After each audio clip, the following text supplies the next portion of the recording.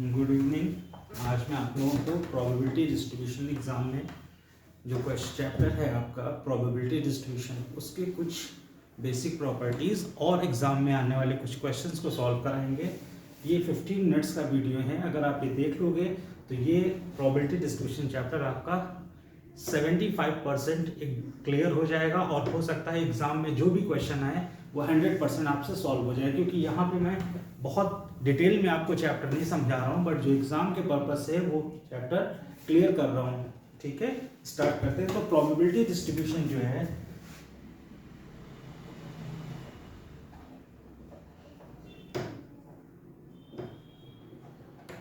तो probability distribution से पहले आप ये देख लीजिए कि प्रोबेबिलिटी का जो सिंपल फॉर्मूला होता है वो होता है favourable event upon total number of event. ठीक है, प्रोबेबिलिटी डिस्ट्रीब्यूशन का मतलब है कि आपको जो भी प्रोबेबिलिटी दी जा रही है उसको डिस्ट्रीब्यूट करिए। फॉर एग्जांपल, अगर मैंने एक डाई को 3 टाइम्स थ्रो कर रहा हूं, या सपोज करो कॉइन को 3 टाइम्स थ्रो कर रहा हूं, ठीक है, तो मुझे हेड की प्रोबेबिलिटी डिस्ट्रीब्यूशन चाहिए। हेड आने का प्रोबेबिलिटी डिस्ट्रीब्यूशन चाहिए। तो आप कहोगे सर देखिए आपने 3 बार ट्राई किया है, तो हो सकता है जो हेड है वो आपका एक बार भी ना आए, तीनों में से किसी टाइम्स भी नहीं आ रहा है, या फिर हो सकता है वो एक बार आ जाए, या हो सकता है वो 2 बार आ जाए, या हो सकता है वो 3 बार आ जाए।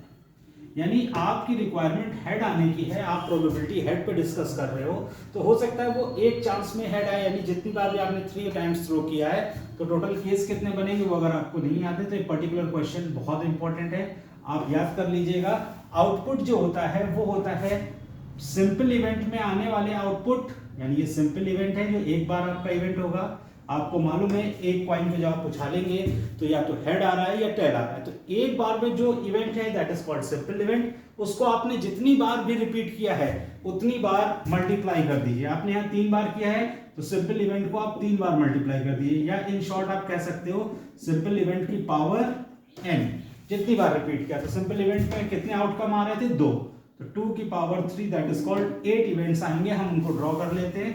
Head head head head head tail, head tail tail, और फिर नीचे आ जाइए टेल टेल टेल, और लास्ट में THT और HTH। सिंपल मेरे 8 इवेंट आ गए। उन्होंने हमसे कहा कि मुझे हेड आने का प्रोबेबिलिटी डिस्ट्रीब्यूशन चाहिए। ये वो नहीं बताते हैं कि कितने हेड आने चाहिए, 2 3 4, दैट इज कॉल्ड डिस्ट्रीब्यूशन। अब हम उस हेड वाले चांसेस को डिस्ट्रीब्यूट करेंगे। तो डिस्ट्रीब्यूट करने से पहले हम कहेंगे कि सर एक भी हेड नहीं आ रहा है, इट मींस ये वाला केस डिस्कस करो। तो 1 है तो 1 फेवरेबल इवेंट हो गया, एक भी हेड नहीं, upon 8 total number of event. अब आपसे कहा जा रहा है 1 हेड आना चाहिए, तो 1 हेड कहां पे मिल रहा है मुझे, एक इस इवेंट में मिल रहा है एंड दिस इवेंट है, और एक दिस इवेंट। 3/8, फिर यहाँ पे भी 3/8। 2 हेड के लिए दिस प्रॉपर्टी है 1 और 2 एंड 3। अब लास्ट में आपको केवल 1 हेड मिल रहा है, यानी 1/8। तो ये आपका प्रोबेबिलिटी ऑफ इवेंट्स हो गए, that is called probability distribution. तो यहाँ ये क्वेश्चन बहुत कम पूछा जाता है कि आप प्रोबेबिलिटी डिस्ट्रीब्यूशन करिए। क्वेश्चन आपके एग्जाम में कुछ ऐसा आएगा कि हेड आने की प्रोबेबिलिटी आपको गिवन होगा, या चार्ट आपको ऐसा गिवन होगा और दिया होगा k/8, k/2, k/8, 3k/8 और फिर k/8। इस तरह का क्वेश्चन आपको गिवन होगा और आपसे वैल्यू पूछेंगे कि हमें k की वैल्यू फाइंड करके बताइए। तब आपके पास एक फॉर्मूला होता है that is called the sum of all probabilities. इन सारी प्रोबेबिलिटीज का सम कितना होगा, सम ऑफ ऑल, यानी समेशन लगा देता हूं, प्रोबेबिलिटीज इज इक्वल टू 1 होना चाहिए। तो आपका आंसर हो जाएगा k/8 plus 3k/8 plus 3k/8 plus k/8 gives us 1। Solve कर लीजिए, आपको मिल जाएगा 8k/8 is equal to 1, that is called k is equal to 1। यहाँ आपको आंसर मिल रहा है 1। बट एग्जाम में अगर इस तरह का क्वेश्चन आता है कि k के वैल्यू लिखिए या p टाइम्स लिखा है, इस तरह दिया 0 1 2 3 4 5, ठीक है, क्वेश्चन ही पर्टिकुलर बता रहा हूँ, यहाँ पूरी थ्योरी नहीं बता रहा हूँ आपको कि ऐसा क्यों हो रहा है। बस ध्यान रखिएगा अगर इस तरह का क्वेश्चन आता है तो आपको क्या करना है, ऐड करके वैल्यू सॉल्व कर देनी है। यहाँ आपको लिखा होगा p 2p by 3 हो सकता है, यहाँ 3p हो सकता है, 5p हो सकता है, 6p by 4 हो सकता है या समथिंग एल्स। तो आपको क्या करना है, आपको इन सारी प्रोबेबिलिटीज का सम करके 1 करना है। p plus 2p by 3 plus 3p plus 5p plus 6p by 4 is equal to 1। ये करना है, आपको p की वैल्यू मिल जाएगी, यही आपका एग्जाम में आंसर होगा। हाँ, वो पर्टिकुलर p की वैल्यू फाइंड करने के बाद कह सकते हैं कि 3 टाइम्स कितना हो रहा है, तो आप इस वाले कॉलम में वैल्यू रख दीजिए। 3 टाइम्स पूछ रहा है तो यहाँ पे जो k की वैल्यू पूछी गई थी तो k 1/8 हो जाता, तो वो आपसे क्वेश्चन पूछ सकते हैं। ये तो हो गया प्रोबेबिलिटी डिस्ट्रीब्यूशन। यहाँ पे आपको क्या बताया जा रहा है, प्रोबेबिलिटी डिस्ट्रीब्यूशन किया जा रहा है, डिस्ट्रीब्यूट किया जा रहा है उस टर्म को जो आपको सिंपल एक बार पूछा गया, यानी हेड आने के प्रोबेबिलिटी डिस्ट्रीब्यूशन करिए। और एग्जाम में क्वेश्चन में लिखा रहता है कि आपको प्रोबेबिलिटी डिस्ट्रीब्यूट करनी है।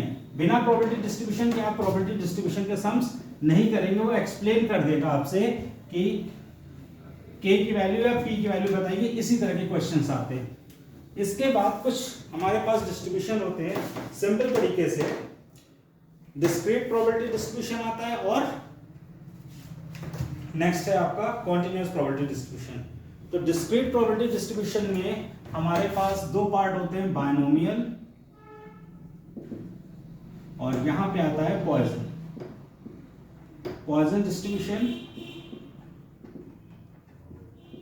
और ये बायनोमियल डिस्ट्रीब्यूशन। अब इन दोनों को डिफरेंस करते हुए प्रॉपर्टी के साथ, फॉर्मूले के साथ हम पढ़ लेंगे। हमारे जो भी क्वेश्चन थ्योरी के होंगे वो बहुत इजीली हो जाएंगे। बायनोमियल डिस्ट्रीब्यूशन हमेशा दो यस या नो पे डिपेंड होता है, यस और नो पे, यानी कि सक्सेस और failure. Success means p, failure means q। तो जब सक्सेस फेल्योर दोनों मिलेगी तो 1। ये आपका पहला फॉर्मूला आ गया प्रोबेबिलिटी डिस्ट्रीब्यूशन में। सक्सेस और फेल्योर, जब दो इवेंट ही केवल आउटपुट आने हैं तब आप बायनोमियल डिस्ट्रीब्यूशन लगाते हैं, और ऐसे दो इवेंट को n टाइम्स आप एक्सपेरिमेंट करते हो।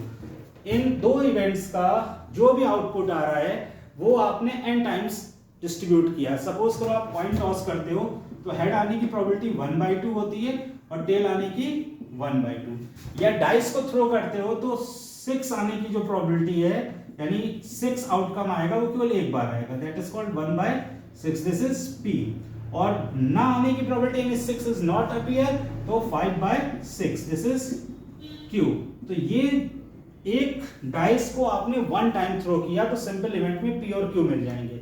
सिंपल इवेंट से p और q मिलेंगे, यानी आपको जो भी p और q मिलता है वो हमेशा सिंपल इवेंट से। अब वो इवेंट यानी वो एक्सपेरिमेंट आप कितनी बार करते हैं, 10 बार, 20 बार, वो आपका n होता है। यानी आपने सपोज करो 7 टाइम्स किया इस एक्सपेरिमेंट को, यानी आपके क्वेश्चन में लिखा था अ कॉइन इज टॉस या a dice is throw 7 times and 3 is the success, यानी 3 आना हमारे लिए सक्सेस है या 6 आना हमारे लिए सक्सेस है। 6 की प्रोबेबिलिटी बताना है कि कितने टाइम्स आ रहे हैं, तो p प्लस q की पावर 7 कर दीजिए, n यहां कितना हो गया 7। अब बेसिक चीज, इसका फॉर्मूला आता है, फॉर्मूला लिखते हैं आप लोग, p probability of x is equal to r।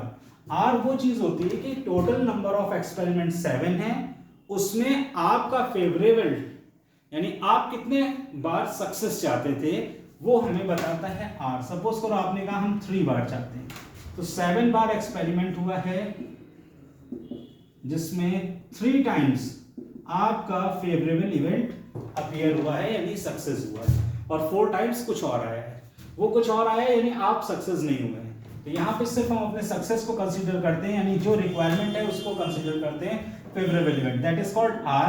तो आपका फॉर्मूला हो जाएगा NCR, p की पावर r और q की पावर n-r। इससे आप अपने क्वेश्चंस को सॉल्व कर लेंगे। यहाँ NCR क्या है, C मतलब कॉम्बिनेशन। NCR का फॉर्मूला लिख लीजिएगा, होता है factorial n upon factorial n-r into factorial r। ठीक है, इसके बाद आता है आपका इसकी कुछ प्रॉपर्टीज। ये हमेशा सक्सेस और फेल्योर पे डिपेंड करता है, यानी 2 आउटकम ही आने चाहिए। तब। और दूसरा एक पहचानने का तरीका है कि ये अक्सर जो n होता है, नंबर ऑफ एक्सपेरिमेंट्स जो करते हो वो ग्रेटर देन 5, 6, 7 ऐसा होता है, तो इजीली हम लोग क्वेश्चन में कर सकते हैं। अदरवाइज अगर बहुत कम इवेंट है, मान लीजिए एक ही बार कोई कर रहा है इवेंट को, तब तो आप इजीली निकाल लोगे ना। सपोज करो कॉइन को मैंने, डाइस को मैं थ्रो करता हूँ, ठीक है, और मुझे 5 की सक्सेस है, मेरी रिक्वायरमेंट 5 है। डाइस को एक बार थ्रो करूंगा तो इजीली मैं निकाल लूंगा ना 1/5, फिर मुझे क्या जरूरत है। लेकिन अगर मैं 10 टाइम्स करूंगा तो मुझे प्रॉब्लम होगी, तब मेरे पास बायनोमियल डिस्ट्रीब्यूशन है। बायनोमियल डिस्ट्रीब्यूशन को रिप्रेजेंट ऐसे करते हैं, बी ब्रैकेट में n, p, यानी n, p है तो ये 2 पैरामीटर होता है, this is called by parametric. आपको बता दें ये क्वेश्चन एग्जाम में पूछा गया है, बायनोमियल डिस्ट्रीब्यूशन बाय पैरामीट्रिक होता है कि 1 पैरामीटर होता है यानी यूनिपैर। तो यहाँ पे ये बाय पैरामीट्रिक होता है, n और p पे डिपेंड होगा। तो इससे एक सीधा रिजल्ट निकल के आता है, यानी x, p और y, यानी 2 अलग अलग टर्म्स हैं, अलग अलग इवेंट हैं, उनमें प्रोबेबिलिटी आपको मिल रही है। अगर इन दोनों को कंबाइन करके पूछा जाएगा फॉर्मूले में, तो आप लिखोगे x + y n1 + n2, p। This is combined probability for binomial distribution, क्योंकि ये बाय पैरामीट्रिक होता है, ठीक है। इसके बाद बहुत इंपॉर्टेंट चीज आती है, ये डिस्क्रीट प्रोबेबिलिटी के लिए इसके पैरामीटर्स कितने हैं? 2 हैं। इसके अंडर में कुछ फॉर्मूले और आते हैं, सपोज करो यहां लिखता हूं मीन इसका हो जाता है np, p आपको मालूम है, n मालूम है, और वेरिएंस हो जाता है